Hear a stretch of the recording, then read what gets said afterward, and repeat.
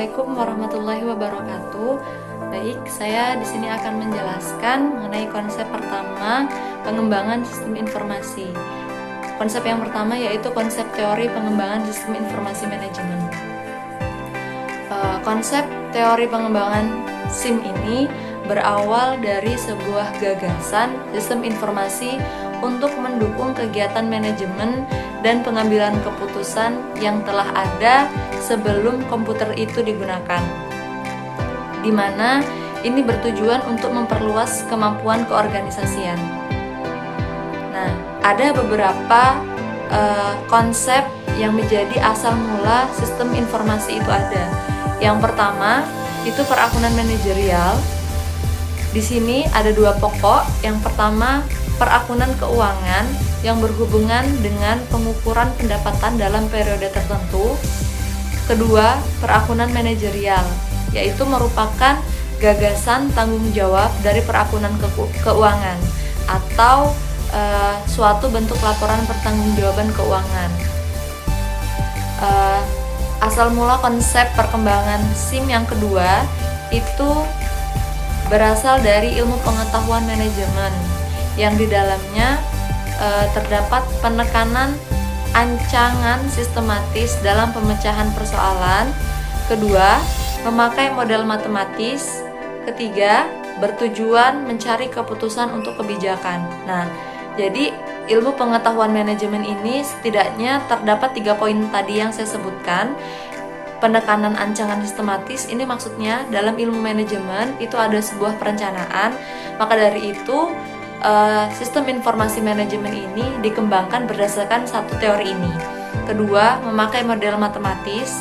Nah, sistem informasi manajemen ini mengambil konsep teori dari ilmu pengetahuan manajemen sendiri, yaitu dalam pelaksanaannya dilakukan secara sistematis dan matematis.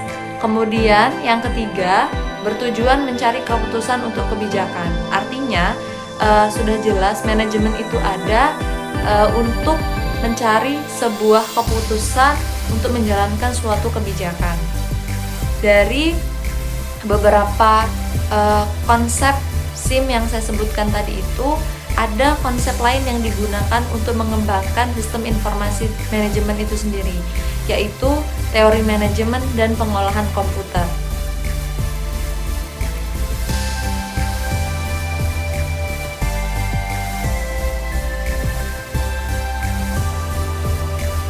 Konsep praktik pengembangan sistem informasi manajemen. Nah, sebenarnya konsep praktik ini tidak jauh berbeda dengan konsep teori, tapi ada beberapa hal menarik menurut saya yang bisa membedakan antara keduanya. Untuk itu, saya akan menjelaskan. Yang pertama, sistem informasi untuk operasi bisnis. Jadi, dalam konsep praktiknya, sistem informasi manajemen ini digunakan untuk operasi bisnis, atau di sini bisa digunakan untuk memproses data yang berasal dari dan yang digunakan dalam kegiatan usaha. Kemudian, peranan sistem informasi untuk operasi bisnis ini adalah memproses transaksi bisnis, mengontrol proses industri, dan mendukung komunikasi serta produktivitas kantor secara efisien. Nah, konsep praktik untuk operasi bisnis ini diantaranya ada 1. Transaction Processing System atau TPS, berkembang dari sistem informasi manual untuk sistem proses data dengan bantuan mesin menjadi sistem proses data elektronik. Nah, yang kedua ada proses control system, yaitu sistem informasi operasi bisnis secara rutin membuat keputusan yang mengendalikan proses operasional, seperti keputusan pengendalian produksi. Ketiga, ada Office Automation System, yaitu mengumpulkan, memproses, menyimpan, dan mengirim data dan informasi dalam bentuk komunikasi kantor elektronik. Contohnya adalah word processing.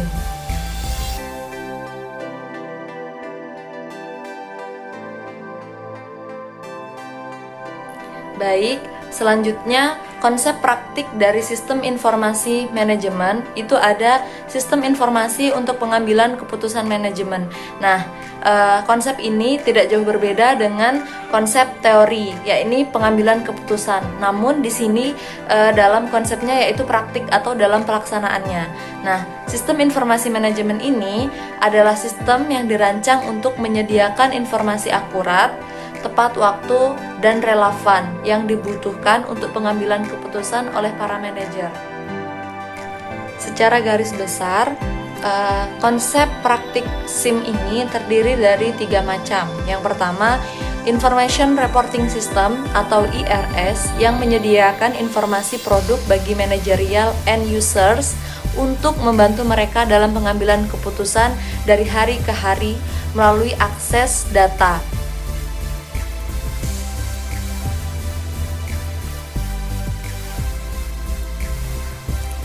Yang kedua, ada proses control system. Sistem informasi operasi bisnis secara rutin membuat keputusan yang mengendalikan proses operasional, seperti keputusan pengendalian produksi. Yang ketiga, ada Office Automation System. Nah, Office Automation System ini bertugas atau berfungsi untuk mengumpulkan, memproses, menyimpan, dan mengirim data dan informasi dalam bentuk komunikasi kantor elektronik. Nah, teman-teman, demikianlah pemaparan dan penjelasan dari saya. Apabila ada kesalahan dan kehilafan, saya mohon maaf, dan kepada Allah saya mohon ampun. Wassalamualaikum warahmatullahi wabarakatuh.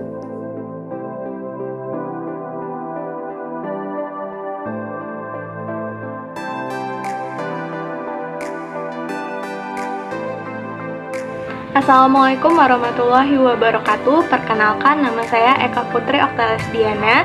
Baiklah, di sini saya akan melanjutkan materi dari saudari Nisaul Hasanah, yakni bagian C, Sistem Informasi Manajemen Masa Depan. Oke, untuk poin yang pertama, ada rupa teknologi informasi masa depan.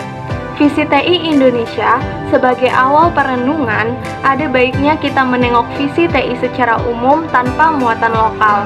Masa awal internet tahun 1990-an ditandai dengan lahirnya berbagai visi teknologi informasi masa depan yang pada umumnya digambarkan sebagai berikut. Komputer ada di mana-mana, semakin portable dan mobile.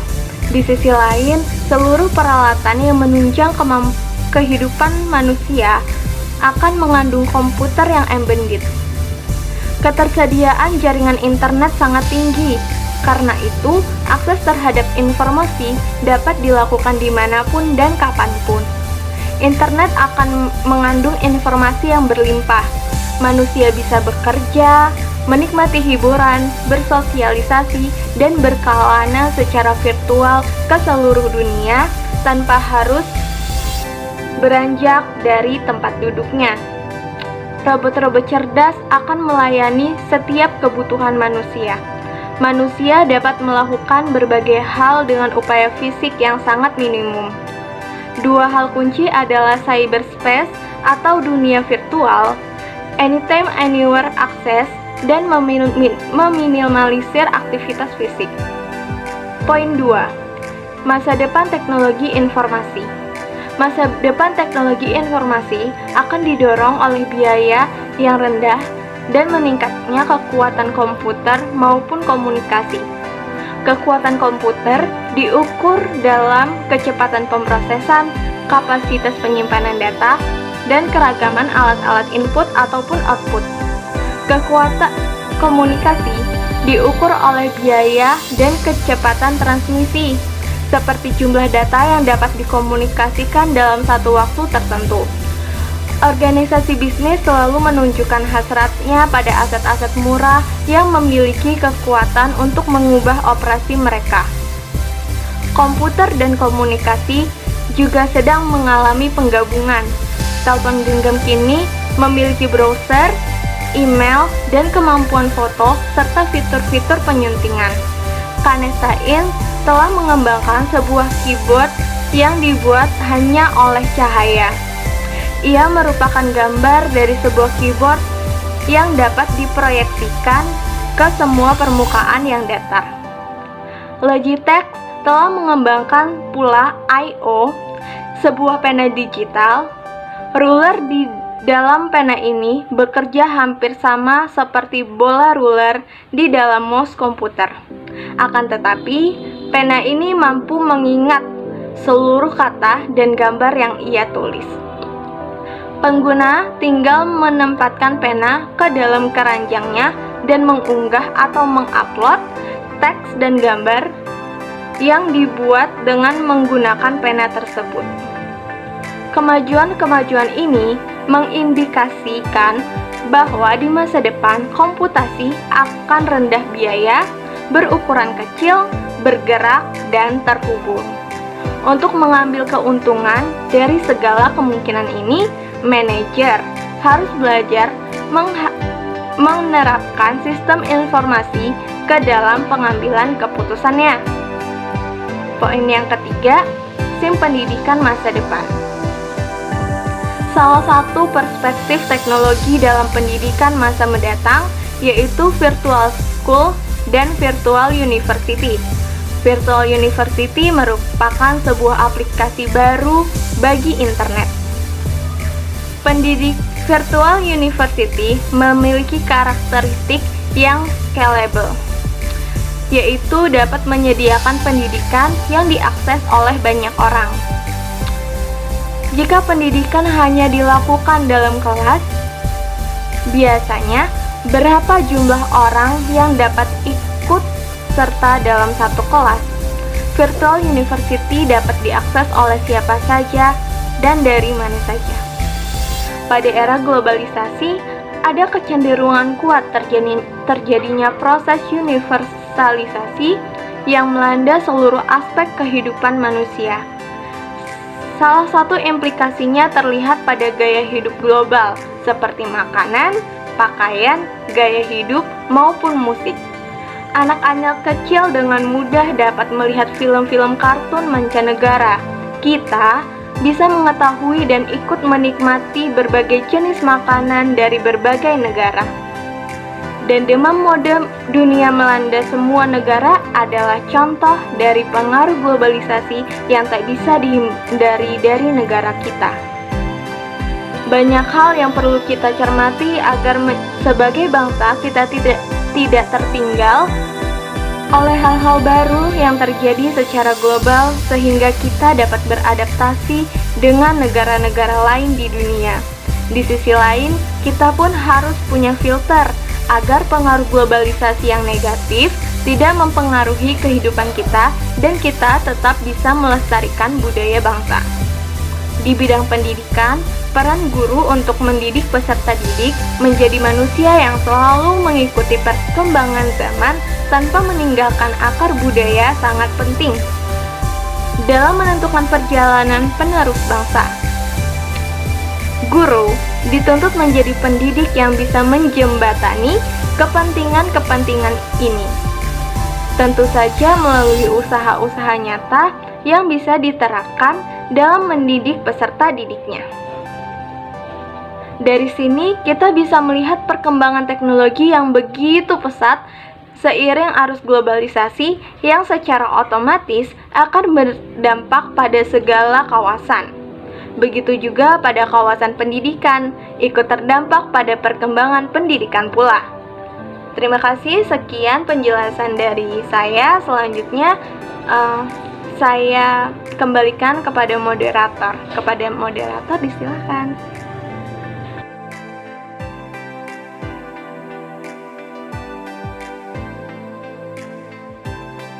Baik, assalamualaikum warahmatullahi wabarakatuh. Di sini saya Gil Silvanugra. Saya akan menjelaskan di bagian D, yaitu langkah-langkah pengembangan sistem informasi manajemen. 1. Tahap perencanaan.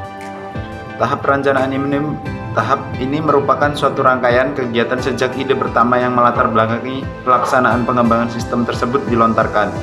Dalam tahap perencanaan pengembangan, sistem harus mendapatkan perhatian yang sama besarnya dengan merencanakan proyek-proyek besar lainnya, seperti perencanaan pengadaan perangkat jaringan teknologi informasi, rencana membangun gedung rektor 15 tingkat, dan sebagainya.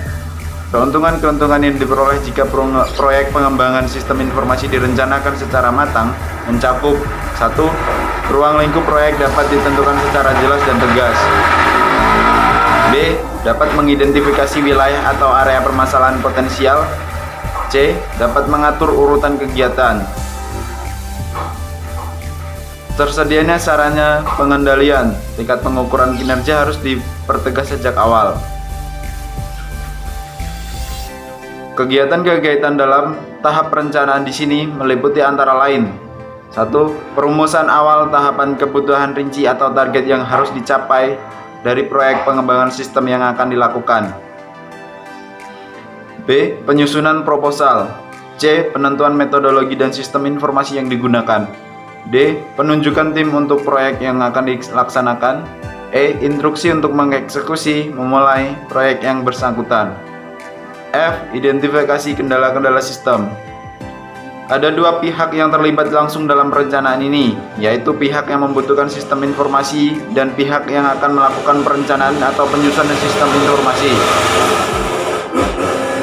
Keluaran yang harus dihasilkan dalam setiap tahap ini adalah jadwal detail dari kelima tahapan berikutnya, khususnya yang menyangkut masalah waktu untuk penyelesaian, target yang akan disampaikan, personil yang bertanggung jawab.